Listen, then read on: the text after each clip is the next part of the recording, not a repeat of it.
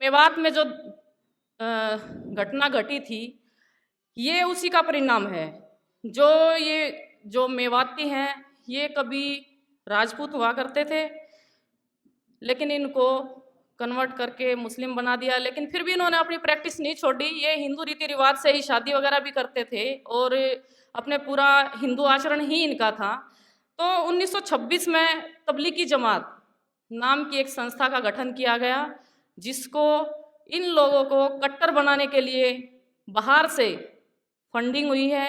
और उस संस्था का सिर्फ उद्देश्य यही है कि भी जो मुसलमान बन तो गए हिंदू, लेकिन वो मुस्लिम प्रैक्टिस नहीं कर रहे हैं, वो इतने कट्टरवादी नहीं हैं, उनको कट्टर कैसे किया जाए, वो प्रशिक्षण इसमें दिया जाता है।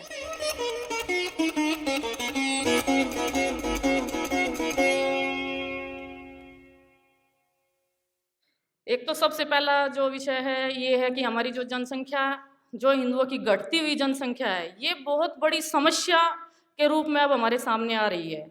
क्योंकि इसमें हम 2 बच्चे हैं या 1 बच्चा है, हम किसको लड़ाई के लिए तैयार करें। अगर हमारे परिवार पे किसी तरह की आँच आती है या हमारे पड़ोसी पे किसी तरह की आँच आती है, तो हम सोचते हैं कि नहीं, हम अपने बच्चे को पीछे कर लें, क्योंकि हमें और कुछ दिखाई नहीं देता। हमारे पास सिर्फ वही बच्चा है, उसको हम घर चलाने के लिए रखें आगे या उसको लड़ाई के लिए भेजें, तो ये बड़ी समस्या है। और जो हमारी जो लड़कियों का जो आज शिक्षा के साथ साथ जो उनमें नैतिकता की जो कमी आ रही है, उसकी तरफ हर एक माँ बाप को भी ध्यान देना चाहिए और इस विषय पर हमें बहुत ज़रूरी काम करने हैं। अब जो विषय है, अभी जो मेवात में जो घटना घटी थी, ये उसी का परिणाम है। जो मेवाती हैं, ये कभी राजपूत हुआ करते थे, लेकिन इनको कन्वर्ट करके मुस्लिम बना दिया। लेकिन फिर भी इन्होंने अपनी प्रैक्टिस नहीं छोड़ी। ये हिंदू रीति रिवाज से ही शादी वगैरह भी करते थे और अपने पूरा हिंदू आचरण ही इनका था। तो 1926 में तबलीगी जमात नाम की एक संस्था का गठन किया गया, जिसको इन लोगों को कट्टर बनाने के लिए बाहर से फंडिंग हुई है। और उस संस्था का सिर्फ उद्देश्य यही है कि भी जो मुसलमान बन तो गए हिंदू, लेकिन वो मुस्लिम प्रैक्टिस नहीं कर रहे हैं, वो इतने कट्टरवादी नहीं हैं, उनको कट्टर कैसे किया जाए, वो प्रशिक्षण इसमें दिया जाता है। तो वहाँ पे उसी का परिणाम आज ये हुआ है। कभी भी हमने पहले नहीं सुना कि मेवात में ऐसी कोई घटना हुई है कि हिंदू मुस्लिम में कोई दंगा हुआ है, इसलिए इन्हीं मुसलमानों को जब बंटवारे के टाइम पे यहाँ पे रोक लिया गया था। अब हमारी जो वहाँ पे 500 गांव हैं, 513 गांव, 513 गांव में से 200 गांव को हिंदू विहीन कर दिया गया है उसी तबलीगी जमात की शिक्षा के कारण। वहाँ से सभी हिंदुओं को निकाल दिया गया है। कुछ तो हिंदू खुद प्रताड़ित होकर वहाँ से निकल गए हैं, क्योंकि उनकी बहन बेटियों को टारगेट किया जाता है, तो वहाँ से निकल चुके हैं। अभी जो 300 गांव बचे हैं, उनमें भी कुछ ही % हिंदू वहाँ पर बचे हैं। इसी चीज़ को मद्देनजर रखते हुए विश्व हिंदू परिषद ने एक यात्रा निकालनी शुरू की वहाँ पे कि भाई उन जो वहाँ पे जो हिंदू हैं, उनका मनोबल कैसे उठाया जाए, उनको कैसे वहाँ पे पलायन से रोका जाए।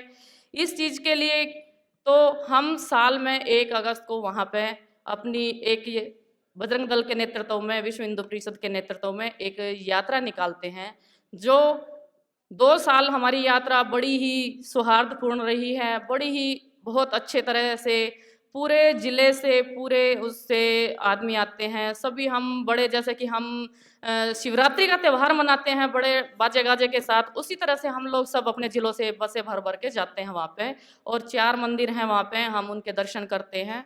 और जो वहाँ पे हिंदू भाई बहन रहते हैं, उनका बड़ा ही मनोबल हाई होता है। उन लोगों ने हमारी पुष्प वर्षा से बड़ा स्वागत किया है, तो हमें भी अच्छा लगा कि भाई चलो ये हिंदू यहाँ से पलायन से बच जाए, क्योंकि हिंदुओं के पास और कोई जगह है भी नहीं। कश्मीर हमने छोड़ दिया, अब कहाँ कहाँ से हम छोड़कर जाएं, कहाँ, हमारे पास स्थान तो नहीं बचा ना कोई भी। तो हमारी यही कोशिश रहती है कि जो जहाँ है वहाँ से अपना जगह छोड़ के ना भागे, वहाँ पे ही रह कर परिस्थितियों का सामना करे। और जो हिंदू इधर उधर बिखरे हुए हैं, वो उनकी सहायता करें वहाँ पे जाके, तो उनके मन में विश्वास हो कि हमारी सहायता के लिए कोई भी आ सकता है।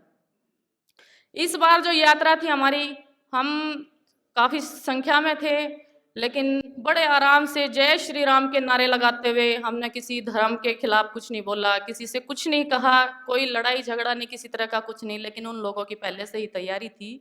तो हम जैसे ही जय श्री राम के नारे लगाते हुए हम निकले हैं एक मंदिर से दर्शन करके, भगवान शिव के जलाभिषेक करके भंडारा लेके, तो तुरंत वहाँ पे पत्थरबाजी शुरू हो गई है, गाड़ियाँ फूकनी शुरू कर दी हैं।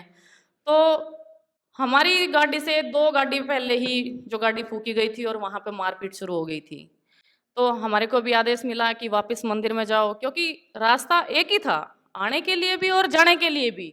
अब कोई और दूसरा रास्ता नहीं था कि जिससे हम दूसरे रास्ते से निकल सकते हो। तो हमारे पास वापस मंदिर में जाने के अलावा और कोई रास्ता नहीं बचा था। तो हम वापस मंदिर में गए हैं। हमारे देखते देखते हमने अपनी ज़िंदगी में पहली बार ऐसा देखा है कि भाई इतनी गाड़ियों का धुआं, पूरा आसमान धुएं से भर गया था। कम से कम 300-400 गाड़ियाँ फूकी गई थी वहाँ पे। खड़ी गाड़ियों में, सवारियों से भरी हुई गाड़ियों में आग लगाने की कोशिश थी उनकी। पेट्रोल बम, ये हम लोगों के तो जवान बच्चों को हमने सिर्फ शिक्षा के लिए भेज दिया कि भाई पढ़ो। हम अपने परिवार को सीमित करके ना बच्चों को किसी रिश्तेदार से मिलने दे रहे हैं, ना किसी को बाहर के दुनिया की उसको किसी तरह की कोई समझ ही नहीं है। वो सिर्फ एक कमरे में उसको बंद कर दिया है, उसको मशीन की तरह सिर्फ उसको, जो भाई ने बताया था कि नौकर बना रहे हैं हम अपने बच्चों को, सिर्फ नौकरी करने के लिए कि तेरे को नौकरी करनी है, तेरे को नौकरी करनी है। उस चीज़ के लिए उनको सिर्फ यही उनके दिमाग में रखा है कि भाई आप कैसे 10, 20, 50 हज़ार की नौकरी कर सकते हो। तो ये चीज़ें समस्या बढ़ी है। हम वहाँ पर हमने देखा है कि भी जब हिंदू खड़ा होता है या तो खड़ा नहीं होता है, जब खड़ा हो जाता है तो उसको रोकने वाला भी कोई नहीं होता है।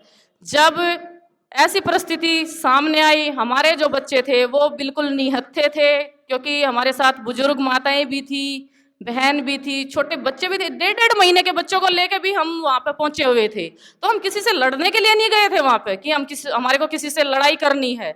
लेकिन जो हमारे साथ हुआ, फिर वहाँ पे जो हमारे यंग बच्चे थे, जो भी मैं अपने पुरुष भाइयों को बड़ा बड़ा साधुवाद देती हूँ, बड़ा बड़ा उनका धन्यवाद करती हूँ।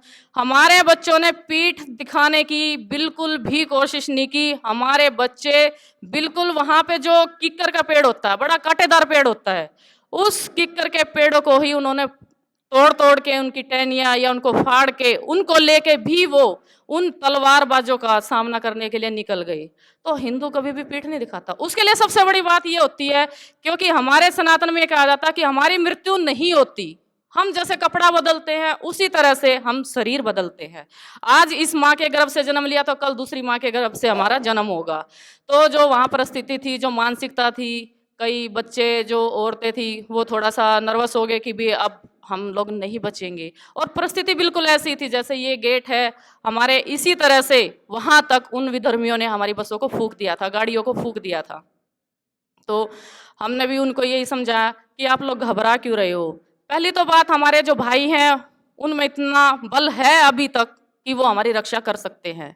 हमें घबराने की जरूरत नहीं है। कम से कम 6,000 की संख्या से भी ऊपर ही वहाँ पे रही हैं बहनें भी और भाई भी। हमारे गेट पे हमारे भाइयों ने बड़ा मोर्चा संभाल रखा था, खाली किसके, जो किक्कर की लाठियां थी उनके बल पे। उनके पास कोई हथियार नहीं था। और पुलिस प्रशासन ने ऐसा निकम्मापन किया था, वहाँ पे सिर्फ 2 ही 4 पुलिस वाले थे वहाँ पे, जो लड़ाई होने के बाद वो भी वहाँ से गायब थे। बिल्कुल हमारे को मरने के लिए गवर्नमेंट ने छोड़ दिया था, किसी तरह की कोई सुविधा नहीं की गई थी। जबकि 2 बार का जो हमारी यात्रा जाती थी उसमें पुलिस प्रशासन पूरा सहयोग देता था। इस बार नहीं था ऐसा कुछ भी। अगर पुलिस प्रशासन का सहयोग होता तो शायद ऐसी घटना नहीं हो पाती।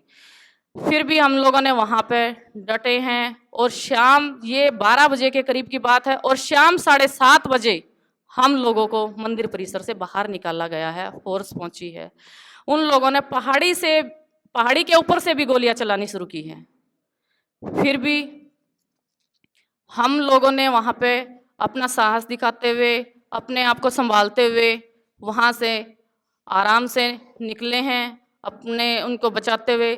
और जब हम सोनीपत में पहुँचे हैं तो हमारे हिंदू भाई संगठन वाले सब इकट्ठा हुए हैं और जब उन्होंने इस तरह का ये किया है कि भाई हम इनकी मस्जिदों में आग लगा देंगे, क्योंकि हमारे पास कम से कम 60 से 70 80 बच्चे जो बिल्कुल जवान बच्चे थे, उनके अंदर बड़ी आग थी कि हमारी बहन बेटियों की वहाँ पे इस तरह से उनको रोका गया है। और मैं एक बेटा था, उसका बड़ा दुख के साथ कहूँ या कैसे कहूँ कि उसका नाम लेना पड़ता है, क्योंकि उसने बड़ी बलिदानी दी है। रोहतक का था वो लड़का अभिषेक। जब उसकी बस के सामने बहन बेटियों की दुर्गति करने के लिए जब कुछ मुस्लिम बस में चढ़ने लगे तो उसने निहत्थे ने ही विरोध किया उनका और उनको धक्के मार के बाहर किया, और तब तक वो डटा रहा जब तक उसके शरीर में जान थी। उस बच्चे ने अपना बलिदान देते हुए अपनी बहन बेटियों की रक्षा की, उस बस को मुड़वा के मंदिर तक पहुंचवाया, उसने उन विधर्मियों को आगे नहीं बढ़ने दिया। और उसके साथ मैं ये कहती हूँ कि भाई हमें हिंदू संगठनों को बड़ी ही ट्रेनिंग के साथ काम करना पड़ा, क्योंकि ये इन सब का तो पूरी तरह से ये अपने जो बता रहे हैं कि भाई जो इनको करना है इनको पूरी तरह से पता होता है कि इनको करना क्या है, लेकिन हमारे को नहीं पता है। हमारे बच्चे निकल तो पड़ते हैं लेकिन उनकी प्रॉपर ट्रेनिंग होती है। मेरा आप सबसे यही आग्रह है कि भी जो भी संगठन बच्चों को प्रॉपर ट्रेनिंग देता हो, बच्चों को सही दिशा देता हो, क्योंकि हमारे पास बच्चे खोने के लिए अब है नहीं कि हम बच्चों को खो सके।